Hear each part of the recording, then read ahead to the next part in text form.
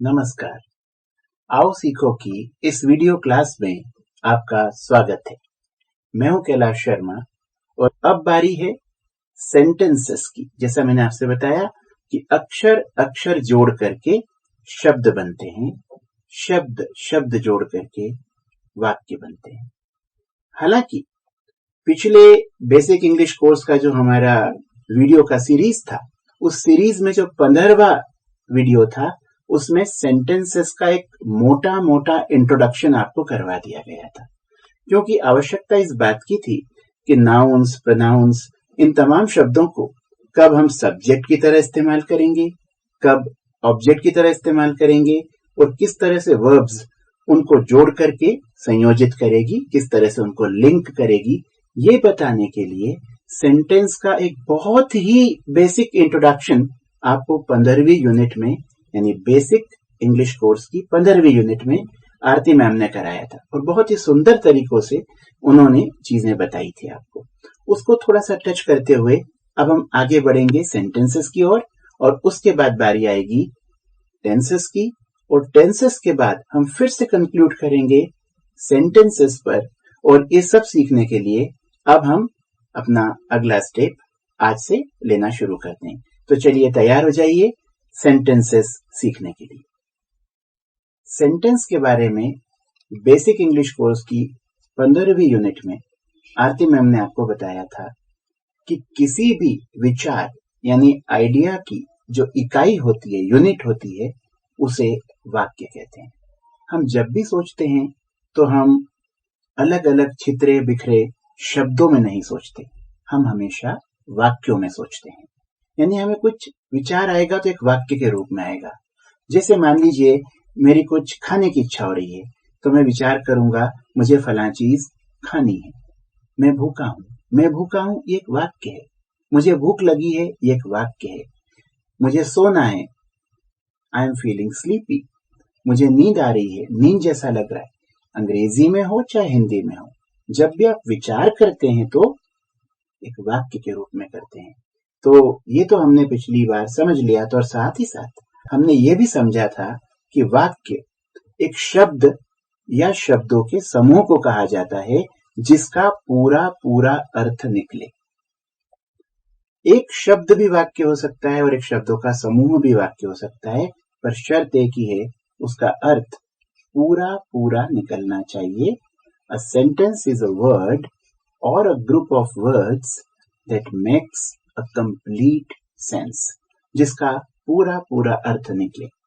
एक बार आप फिर से रिवाइज करके देखें कि हमने उस समय क्या देखा था कि वाक्य के 3 हिस्से हैं, सब्जेक्ट, वर्ब और ऑब्जेक्ट। सब्जेक्ट यानी कि कर्ता यानी उद्देश्य, और ऑब्जेक्ट यानी कर्म, और इन दोनों को लिंक करने वाली वर्ब का रोल हम पहले सीख चुके हैं। बेसिक लेवल पर उतना ही काफी था, पर अब चूंकि ये लेवल थोड़ा हायर है, ये बिगिनर्स लेवल है, बिगिनर्स इंग्लिश का लेवल है, इसलिए यहाँ पर हमें थोड़ा और डिटेल में स्टडी करना होगा और समझना होगा कि वाक्यों के प्रकार कितने तरह के होते हैं, यानी कितने टाइप्स के सेंटेंसेस होते हैं और उनके क्या अलग अलग उपयोग हैं। तो देखिए, वाक्यों के आकार और वाक्यों के प्रकार, ये है विषय हमारी इस यूनिट का। आकार की अगर बात करें तो छोटे से छोटा वाक्य कितना छोटा होगा? छोटे से छोटा वाक्य एक शब्द का भी हो सकता है। मान लीजिए किसी पुलिस ऑफिसर ने या किसी आर्मी ऑफिसर ने किसी सेना की टुकड़ी को आदेश दिया, फायर, मतलब गोली चलाओ। एक ही शब्द बोला ना, फायर, और आदेश की तुरंत तामील होती है, और जैसे ही इस आदेश का पालन किया जाता है, वो समझ में आ जाती बात की इस छोटे से वाक्य ने पूरा पूरा अर्थ दिया। किसी प्रकार का कोई कम्युनिकेशन गैप नहीं है, किसी प्रकार का कोई अनर्थ नहीं हुआ, अर्थ पहुंचा।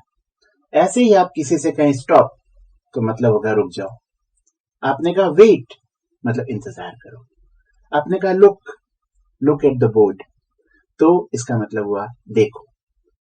चारों वाक्य एक एक शब्द के हैं, यानी ये सारे वाक्य आदेश वाले हैं और एक शब्द भी बहुत ताकतवर होता है।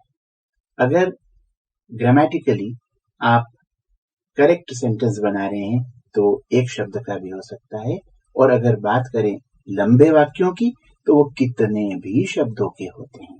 आमतौर पर 5, 10, 15 शब्दों के वाक्य बनते हैं, पर कभी कभी अपवाद स्वरूप बहुत लंबे लंबे वाक्य भी बनते हैं और वो भी ग्रामेटिकली करेक्ट माने जाते हैं अगर वो अपना अर्थ पूरा पूरा दे दे।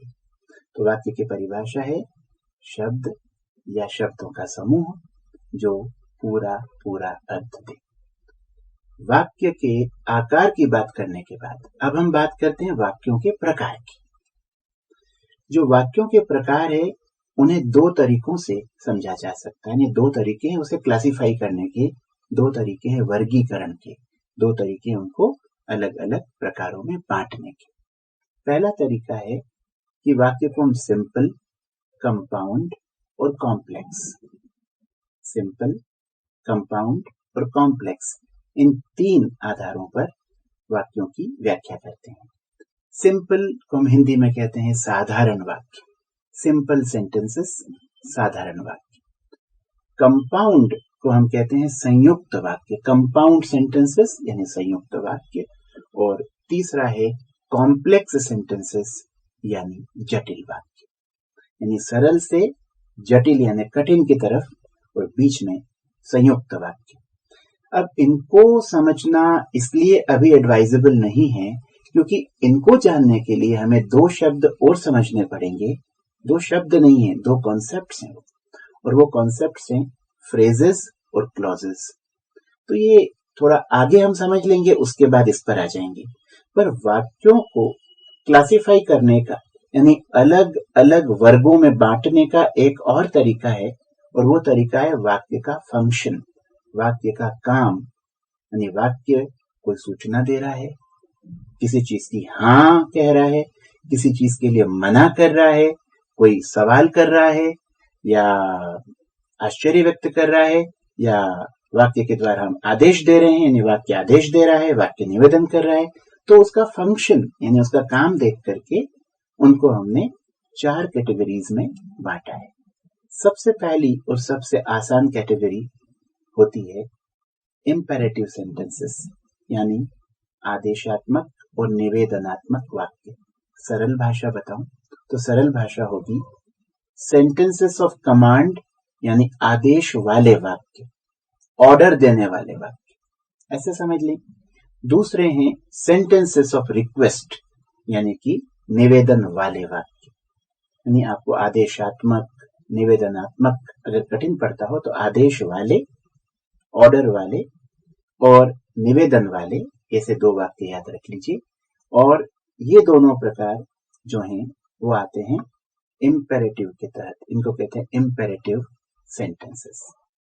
दूसरे प्रकार के जो वाक्य हैं वो हैं डिक्लेरेटिव सेंटेंसेस, जिनके लिए एक और शब्द है असर्टिव, जिसमें किसी चीज को असर्ट किया जाता है। असर्ट करने का मतलब होता है पक्का हाँ या पक्का ना, कैटेगोरिकली, यानी बकायदा, स्पष्टतः, साफ साफ आपको यह बताना है कि चीज है या नहीं है, होती है या नहीं होती है, कर सकते हैं या नहीं कर सकते हैं। इस तरह से हाँ या ना वाले वाक्य, जिन्हें हम कह सकते हैं सकारात्मक और नकारात्मक, ये दोनों किसके तहत आएंगे? डिक्लेरेटिव, यानी जिसमें किसी चीज का डिक्लेरेशन किया जाए, घोषणा की जाए, जैसे 2 और 2 4 होते हैं, ये वाक्य सकारात्मक है। 2 और 2 5 नहीं होते हैं, ये वाक्य नकारात्मक है। पर 2 और 2 4 होते हैं कहूं, चाहे 2 और 2 5 नहीं होते हैं कहूं, तब भी मैंने घोषणा की है एक सत्य की। इसको और डिटेल्स में हम आगे समझेंगे, पर फिलहाल हम समझ रहे हैं कि इंपेरेटिव के बाद दूसरी कैटेगरी है डिक्लेरेटिव। तीसरे प्रकार के वाक्य हैं प्रश्नवाचक, जिन्हें अंग्रेजी में कहा जाता है इंटरोगेटिव। इंटरोगेटिव शब्द की स्पेलिंग को थोड़ा ध्यान से देख लीजिए। 10 में से 8 लोग, कभी कभी तो 10 में से 9 लोग इस स्पेलिंग में गड़बड़ करते हैं। INTE RROGATIVE, interrogative, not interrogative. जैसे इंट्रोडक्शन लोग लिखते हैं तो INTRO लिख देते हैं, वैसे इंट्रोडक्शन में तो INTRO सही है, परंतु इंट्रोगेटिव की स्पेलिंग भी लोग इसी तरह से लिखते हैं INTRO। तो मैंने अनुभव के आधार पर यह समझा और आपको समझा रहा हूं कि कृपया इसका जो स्पेलिंग है उस पर ध्यान दीजिए। इंटेरोगेटिव यानी प्रश्नवाचक वाक्य। इसके भी 2 प्रकार होते हैं जिन्हें हम आगे डिटेल में समझेंगे। और चौथे प्रकार का जो वाक्य है वो है विस्मयादिबोधक, आश्चर्य व्यक्त करने वाला वाक्य। तो ये आश्चर्य व्यक्त करने वाले वाक्यों को हम कहते हैं एक्सक्लेमेटरी सेंटेंसेस, यानी कि विस्मय वाले वाक्य। तो विस्मय आदि यानी बहुत सारी भावनाएं इसमें जुड़ जाती है, इसका भी हम डिटेल आपको बाद में देंगे, पर फिलहाल हम आपको बता रहे हैं 4 तरह के वाक्य हुए हमारे पास। Number 1 imperative, number 2 declarative, number 3 interrogative, number 4 exclamatory. ये 4 प्रकार के सेंटेंसेस, इनके अगेन दो प्रकार, यानी कि उसके सब टाइप्स समझ लीजिए, उप प्रकार समझ लीजिए, वो आगे के यूनिट्स में आपको सीखने को मिलेंगे। जब हम सेंटेंसेस सीख लेंगे उसके बाद उनको करेक्ट ग्रामेटिकली सही लिखने के लिए हम लोग टेंसेस सीखेंगे, सारे टेंसेस विधिवत सीखेंगे। और उसके बाद और भी कुछ चीजें हैं, ताश के 52 पत्ते खोलने से आनंद समाप्त हो जाता है, इसलिए थोड़ा सा विश्वास और थोड़ा सा आश्चर्य का भाव बनाए रखिए। इस कोर्स से जुड़े रहिए। हमें बहुत खुशी है कि आपने हमारे बेसिक इंग्लिश कोर्स को जबरदस्त रिस्पांस दिया है और उम्मीद करते हैं कि बिगिनर्स कोर्स को भी आप उतने ही चाव से, उतने ही हृदय से पसंद करेंगे। अपनी भावनाओं से, अपने विचारों से हमें आप अवगत कराते रहें। आज के लिए इतना ही। नमस्कार, जय हिंद। अगर आपको हमारे वीडियोस पसंद आए हों तो आप इन्हें लाइक करें, शेयर करें और YouTube पर आओ सीखो को सब्सक्राइब करें। आपके मन में अगर कोई भी सवाल है तो या तो YouTube पर या हमारी वेबसाइट aosiko.com पर जाकर कमेंट्स में पूछें।